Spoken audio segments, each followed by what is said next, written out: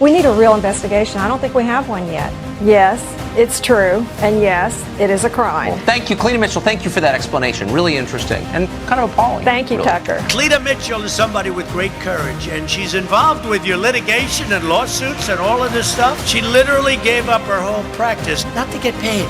She saw how corrupt it was, how disgusting it was, how dirty it was. And I want to thank you on behalf of everybody in this room and everybody in this country. You are a hell of a lawyer and tough, and that's what we need. Hello, I'm Cleta Mitchell. Welcome to our podcast, Who's Counting with Cleta Mitchell. On this podcast, we talk about everything about elections, how they're supposed to be run, how they're not always run the way they're supposed to be, and what we as citizens can do to reclaim our election system, which is the most precious and most fundamental part of our constitutional republic. And today, we're so excited to have with us Patrice Johnson, who is from Michigan. I'm going to let you hear all about her. We are recording this at the Michigan Statewide Election Integrity Summit, where we will be hosting hundreds of citizen activists and leaders from across the state of Michigan who are interested in making sure that the Michigan elections in 2022 do not fall prey to the things that happened in 2020. So we're very excited, Patrice, that you came to spend some time with us, and welcome to Who's Counting. Thank you very much. It's my honor, actually. Thank you very much, Cleta. It's a real pleasure to meet you. So, Patrice, first off, let's tell our audience about you. Where do you live? Tell a little bit about yourself and your background and all. All right. Well, I live in Stockbridge, Michigan. And where's Stockbridge? It's southeast corner of Ingham County. Okay. And Ingham County is where? Ingham County is kind of in the center of the state. It's where the Lansing capital is all right. Ingham County. So you live near Lansing?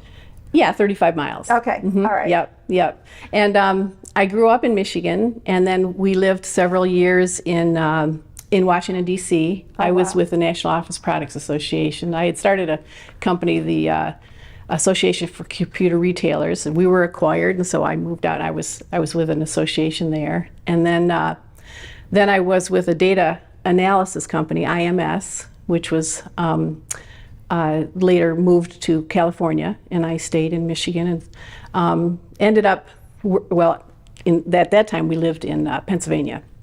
So I went to work for a company called Intelligent Electronics and founded a subsidiary called XL Connect that we spun off 10%, and it went public on the NASDAQ. So I was very pleased to have helped found that. And so what would XL Connect, what would that do? That was a company designed to connect people to the internet, help businesses with websites. This was early stages on the internet when I was actually a proponent of the internet when the chairman of Merrill Lynch had said that it was a fleeting fad that would pass. And I had to convince our management without too much effort that this was really something very important that we needed to participate in. And it was not going to go away. It was not going to go away, no. But that's how far back I went with it. Yeah, that's funny. So what are you doing now in terms of, are you still working professionally, or did you retire, or what are you doing professionally these days? Well, I retired after XL Connect went public on the internet, on the NASDAQ. And then our son died, and I wrote a book about his life. And I studied actually with a thriller author for 2 years, and then with a narrative nonfiction author for another 2 years. Oh my gosh. It took me 7 years to write the book. Oh, wow. So I did that, and then I started in our town. Lost its newspaper, so I helped organize a group of people that started a newspaper as a nonprofit, just a bunch of volunteers, and I resigned from there to get involved with Pure Integrity for Michigan Elections. And how is that newspaper still functioning? Oh yes. About 36 volunteers participate, and it's got a good strong board. It's doing very well. Oh, that's great. And it studies reports on local news. Yes, online and print paper too. Oh my gosh, yeah. That's quite an undertaking. It is a big undertaking. All right, so tell everybody your relationship to election integrity. What are you doing? Well, Pure Integrity for Michigan Elections, there were just several of us sitting around a kitchen table after the elections, and we were grousing and doubtful and skeptical and very upset. And we decided, well, this isn't going to do anything. We had to do something. And Kathy, who's a member who was sitting there, said, well, if we're going to focus on something, it better be election integrity, because without that, we don't have anything. So we said, okay, there it is. So I placed a few calls to learn about what we needed to focus on. And Linda Lee Tarver came over and she said, well, if you're going to focus on election integrity, then you need to testify, which means you need to understand your stance on the bills and you need to know about the elections committees. In the legislature. In the legislature, the Senate and the House. So we took deep swallows and said, okay. So we formed a policy position on where we stood on the various issues. And then what would be some of those issues, like voter ID? Voter ID, absentee ballots not being mailed out willy-nilly, basically chain of custody for every ballot. We think it's very, very important that every citizen get involved with the election process, that there are checks and balances on both sides. Up until, well, we discovered then that really one side of the parties had not been involved. That would be the Republicans. The Republicans were not represented, and when you only have one party in charge, basically, the temptation is too great to run roughshod over the rules, and that is what appears to have happened. So tell us again, the name is Michigan PIME.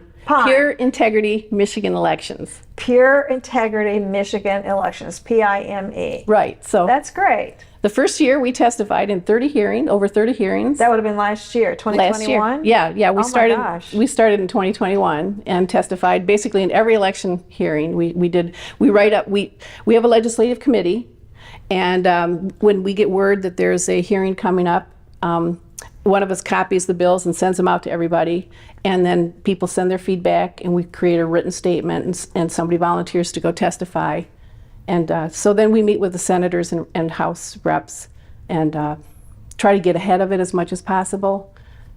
We're just in there wherever we can be. I had a person say, Patrice, these PIME people, they're everywhere. Oh, isn't that wonderful? That's exactly what I said. Of course, it's not true, but it's a wonderful concept. It's a great perception to have out there. So we do want to be everywhere.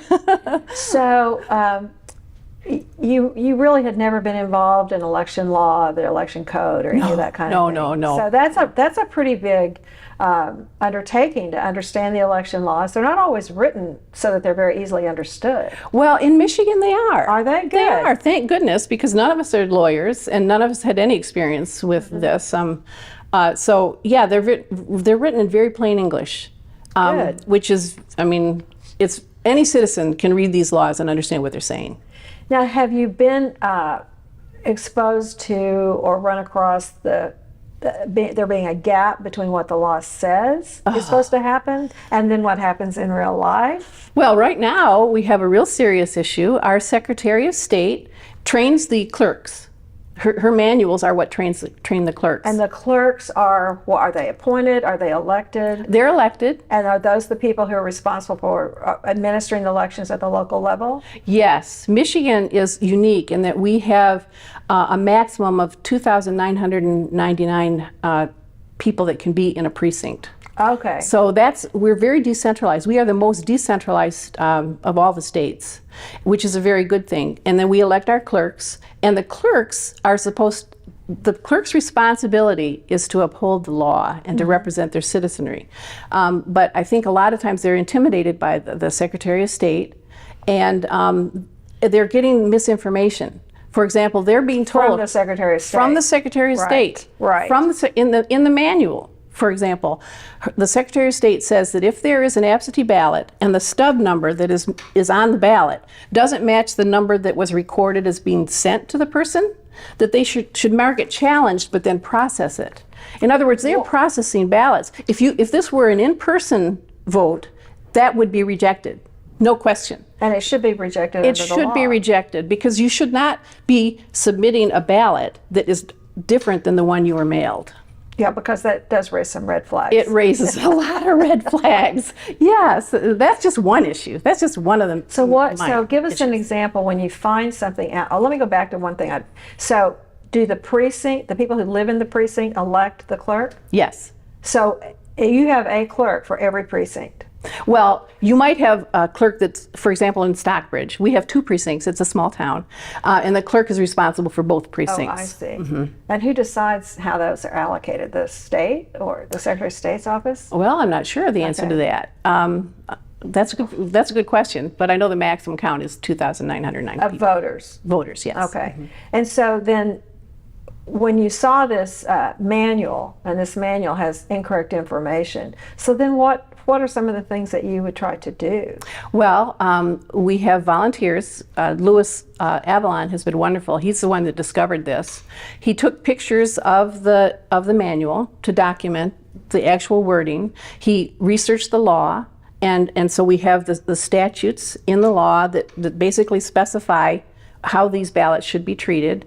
And he's created a letter. We've notified both our House and our Senate legislators, and we've sent out calls to action to our supporters to contact their legislators. He has been FOIAing information, and we've been meeting with the clerks and basically trying to get the Secretary of State to change this. So we will keep pushing hard because the identity of the stubs is one of the last bastions for election integrity when it comes to absentee ballots. Yeah, voting by mail. I've become more and more of the belief that all of our 99.9% of the problems that we've seen, that we saw in 2020, and that we're going to continue to see, are from the voting that takes place outside the supervision of the election officials and outside the ability of citizens to observe the voting. That's right. I think it was in 1969, the Carter Baker Commission said that the greatest exposure to, I don't know if they use the word fraud, but the greatest risk was with absentee ballots and to minimize them. And there's a strong push to have more and more absentee ballots. And that was because of the COVID pandemic, that was exploited to the max. Right. And we need to go back to tighter restrictions. Well, interestingly enough,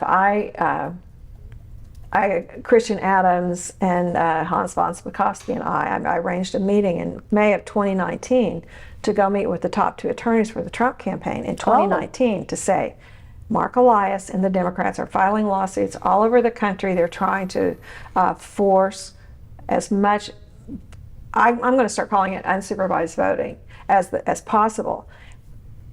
And we need to do something about it now. And that was May of 2019, before anybody ever heard of COVID. They had already started doing that. I think by then they'd filed over 100 lawsuits. And when COVID came along, what an opportunity. What an opportunity for them to say, never let a good crisis go to waste. Exactly. And so they just pivoted, and it all became, we're doing this because of COVID to protect people's health. I'm thinking, really? So it's more healthy for strangers to show up at your front door to grab your ballot, and that's more healthy than going in a sanitary environment?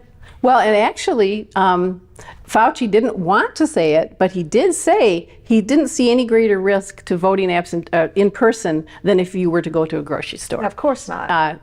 People should have voted in person. They should have voted in person as the law required. But so when you meet with these clerks, I've always thought that most county election officials or clerks or whatever jurisdiction, they want to do the right thing. They want to do it right. Yes, most of them absolutely. are trying to do the right thing, but then they get these instructions and all. What is your experience when you and your volunteers go talk to these clerks and show them what the law says and all? What do they say? Well, different clerks behave differently, of course, but we're organized in Michigan where you have the county clerk and then you have local clerks. Okay. And so we've met with a lot of local clerks, and most of the local clerks are very frustrated. One clerk told me that she was receiving every 10 days or every week 50 pages of changes from Jocelyn Benson right up until a week before the election. Oh, from 2020? 2020. Extremely frustrating. She said, and she was determined not to throw up her hands in defeat, and she persisted, but there's only so much of that a person can take before they just say, okay, whatever they say. It would be probably pretty interesting. Have you all made an effort to collect all of those guidance memos that Jocelyn Benson sent out before? No, we haven't, but that's a very good idea. Yeah, it would be really good to pull those together and show what, and just compare what the law said was supposed to be done and any discrepancies between what she was telling people? Well, one discrepancy you're probably familiar with, they were telling the clerks to have a 6-foot requirement. Oh, right. And that was being taught in all the classes. And I don't remember who filed the suit, but the basic premise was they can't do their jobs at 6 feet. You cannot see the computer to verify that the inspector's doing their observers job. had to be 6 feet away. Right. Oh, so they were right. using that as a way of basically. Not having any oversight. Yes. Well, the judge ruled against Jocelyn Benson on that, and she said she was going to notify the clerks that rule did not stand, but she did not, and so it continued to be exploited through the election, which is another problem. Interesting. She didn't tell them that she lost. She didn't tell them that she lost the suit. Now, a lot of people, when they went in, said she lost the suit, but the clerks didn't have that. They didn't have that from their directors. You know, they didn't have it from the county. They didn't have it from Jocelyn Benson. So tell us how many people are involved with PIME. We have over 1,000. Oh my now. God. We started with just 6 or 8 of us around the table. Right. and then this we is just got 1,000 organized. people statewide? Yes. Oh, yeah. just wow. Michigan. That's wonderful. Yes, yeah, we have people, well, like for example, there's a lovely lady that said, how do we get this more how do we get taken more seriously by the legislators? And we decided, well, we need to have more face exposure with them. So she is researching every meet and greet that every legislature has on this calendar, and she'll be reporting that at Saturday night's meeting. And so then they'll and so people will know you should go meet your legislator if the legislator is coming to something or speaking at the Kiwanis. Or they're just open. Yeah, that's right. Go talk to them and be. Yeah. That is exactly right. Well, most of us, as normal public citizens, have not been paying attention. That's right. We were not involved. I would have been mortified at the thought of going to meet and greet with my legislator. Really? Yes, I would find that very intimidating. Really? Yeah, that just wasn't in my world. It wasn't in my isn't that world. interesting? And I'm sure I'm not alone in that. No, you're not. I'm a former state legislator. I was a state legislator in Oklahoma for 8 years. That accounts for your accent. Yeah, yes, that's right. I'm not from Michigan. But so, I just sort of grew up on the political side. But I will say this, I was thinking about this when you were talking. You know how I decided to run for the legislature? Because I was a citizen going up and watching the legislature, watching them debate certain bills. I was particularly interested in bills that impacted women. Oklahoma had some discriminatory laws, and back when I was in law school, and so we were going to get those changed. And so testifying and all, and the more time, I've told this story many times, the more time I spent sitting in the galleries, sitting in the committee hearings, talking to legislators, the more I thought, I could do this. I could do this. I could do as well as some of these guys. Heck, if I could stay awake, I could do better than some of these people. But so you know what I mean, if you've been around the legislature. And I just tell, I've spoken to groups of people who are thinking about running for office, and I say, if you think you're not qualified, just watch the public access channel sometime of your local city council or school board, and then you'll realize that you are qualified. If you do your homework and work hard and study the law, you're a perfect candidate. That's right. That is exactly right. Because most citizens, I think, speaking for myself and the people around me, they think of the laws as being something austere and something in a different world. But they're very readable, and when you read them, you can see holes in them. And I think one of the worst things that one of the best things that happen in Michigan is they have term limits. Mm-hmm. But these people that get elected into office and make it a career, they become corrupted, they become lazy, they stop doing their jobs. Mm-hmm. And the same thing happens when they're terming out. They tune out too. So either way you have some issues, but it's much better to term out than to have lifetime positions that go on forever. So tell us about what has happened to some of these bills that you have testified about. Well, unfortunately, a lot of the bills were very good, and we had course, we offer our 2 cents on our amendments, and a lot of those have been incorporated into as they go through the process. And they've passed the House and passed the legislature, and our current governor vetoes them. Right. So that's why we have a petition in Michigan that is extremely important, and that is Secure My Vote. Because in Michigan, if you have a petition that contains bills that have passed both houses, and you get enough signatures, 349,000 I think it is, that is veto proof. Oh, wow. Yes. And that's how you removed our emergency powers. Yes. During COVID. Yeah, that's right. Unlock Michigan. That's right. That's and right. So Secure My Vote. I love it because it's Secure MI Vote. Right. Secure Michigan Vote. And so tell us about what's in that bill. What is in that petition? Well, for one thing, it requires voter ID. Mm-hmm. And it also stops anybody but the clerk from sending out absentee ballots or absentee ballot applications. Good. Which was a real problem with there are these left-wing groups that send out pre-populated millions of absentee ballot applications.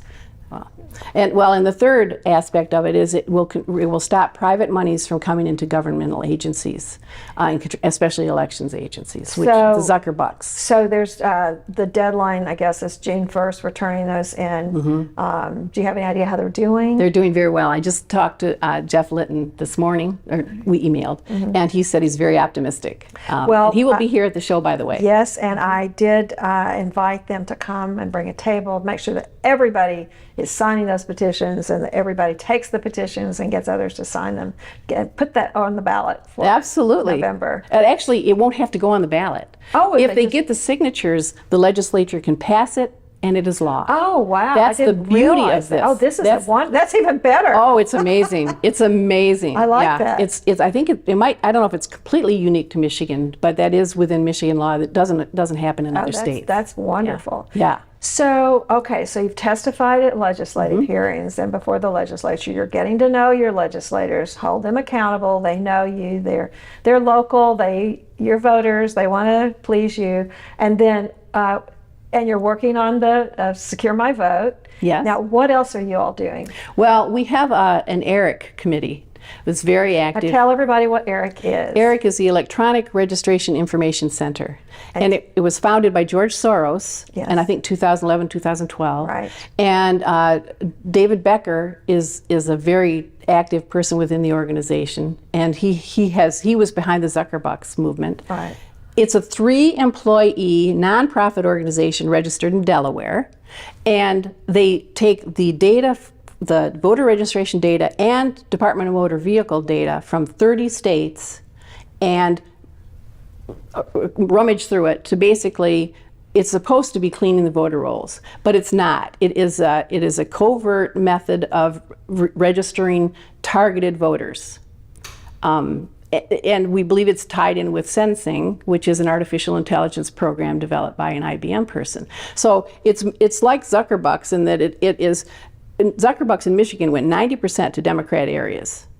And that's what we believe is happening with the ERIC, because in the ERIC contract, I know it seems hard to believe, but the Secretary of State is responsible for contacting 95% of the people on the list that ERIC provides them. And ERIC will not say anything about the algorithm it uses to pick those voters, and it will not say anything about anything. If you want to know anything about ERIC, you have to get a court order and have somebody walk in there with it in order to get so it violates Freedom of Information Act completely. It also violates federal law. And Eric, let me just say this. I was so thrilled to hear that you were working on this. ERIC is a very insidious organization, and our tax dollars of all those states when states join, they pay millions of dollars to join, and $25,000 to join, and then up to millions of dollars for for the report. And all of their money, ERIC's money, comes from taxpayer dollars. Yes, our taxpayer dollars are funding this. Right, that's right. And so I chair an organization called the Public Interest Legal Foundation, and PILF has sued, I think, either 3 or 4 states for their refusal to turn over their list maintenance, their voter roll maintenance records. And they say they cannot turn them over because they belong to ERIC, Which and Eric prohibits them. prohibits it. But the federal law says, the National Voter Registration Act says that all list maintenance records and voter records are public records. Now, the left is trying to change that, by the way. In their Figures. HR1 and S1, those bills that we, fortunately, with the help of people like you and all over the country, we were able to stop. And Joe Manchin. And Joe Manchin and Kristen Sinema to stop those bills from becoming law. But one of the things they would have done is they would put the voter registration records, the voter rolls, behind closed doors, inaccessible to the citizens. I mean, so I'm just thrilled that you are working on, Eric, and we want more citizens to say to their legislators, do not continue your membership, withdraw their membership in Eric. Immediately. Louisiana has done that. Yes, Secretary Kyle Ardoin, Yes. I want to give him a shout out because he, I actually talked to him this morning. He's a good friend of mine, and I just always praise him, and we need to praise him because he's the first Secretary of State in the country who said, I'm suspending our membership in Eric. Due to allegations of fraud and something else. And he says, and because they will not, because they're not making things available to the public. But, and of course, they've gone after him. David Becker has had a press conference attacking him. David Becker's a very bad person in terms of his background. He was at the Department of Justice as an attorney at the Department of Justice, very left-wing. And literally, when the Department of Justice had sued the Boston Housing Authority, I think it was, for discrimination, he called the Boston Housing Authority and said, I'll help you all. And he was feeding them, the adverse party, he was feeding them information. But so are you all involved in turning out people to be poll workers and election officials? Tell us about that. Well, in Michigan, there's the election protection team that was started by Matthew Seafried. I believe he'll be here. He's done a phenomenal job, and he put together this program, and they wanted to recruit 5,000 people to be available as election inspectors. Now, election inspectors are particularly important.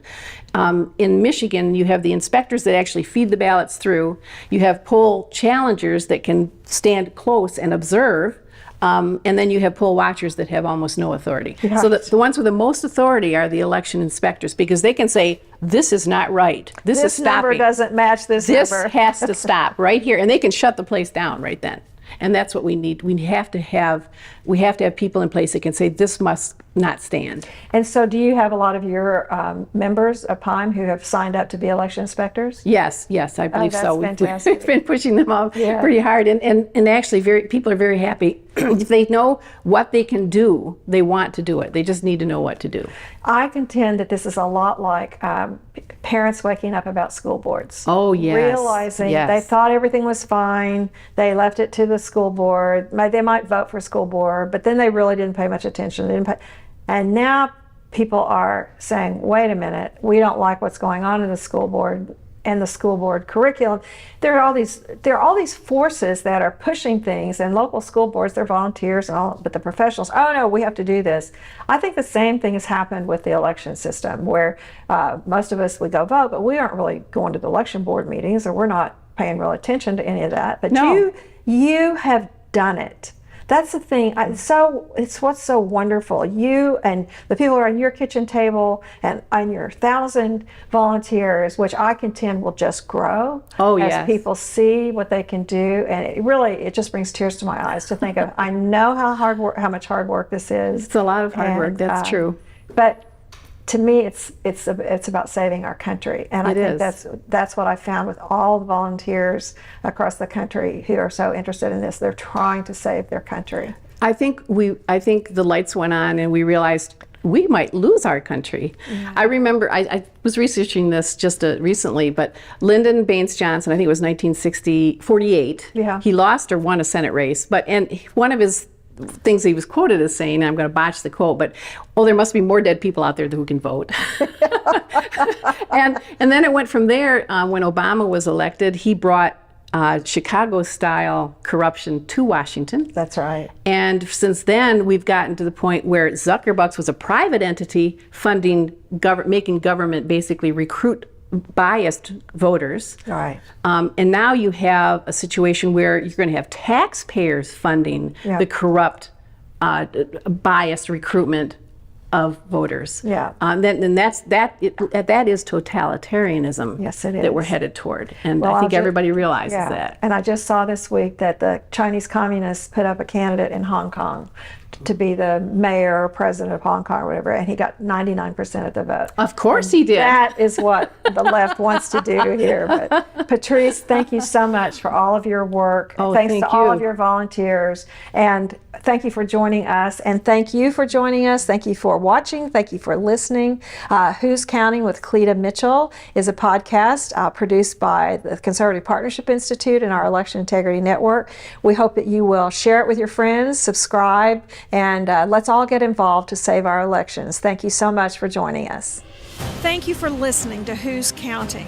The Who's Counting podcast is produced by the Conservative Partnership Institute's Election Integrity Network. It is filmed and recorded at CPI Studios in Washington, D.C. Help us grow this show by sharing this episode with a friend, and be sure to subscribe and to give us a good review. We need your word of mouth because big tech can't be trusted and tries to cancel us daily. Help fight back by visiting whoscounting.us and sign up for this podcast, for our newsletter, and to become part of the Election Integrity Network.